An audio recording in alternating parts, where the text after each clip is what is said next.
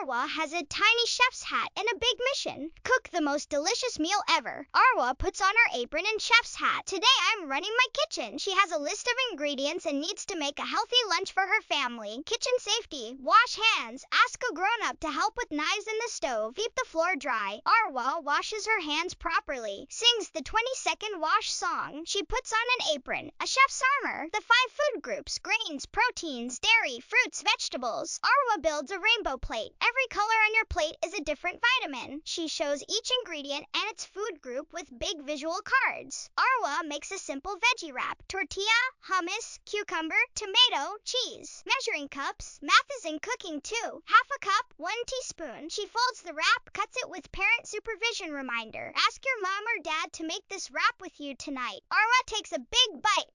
I made this myself. Why we need different foods: energy, strong bones, healthy brain. Did you know carrots help your eyes see better in the dark? It's true! Cooking is like a magic trick. You mix simple things and make something amazing. And the best part? You get to eat the magic. Follow @Arwa Adventures for more kids' interesting fact and work.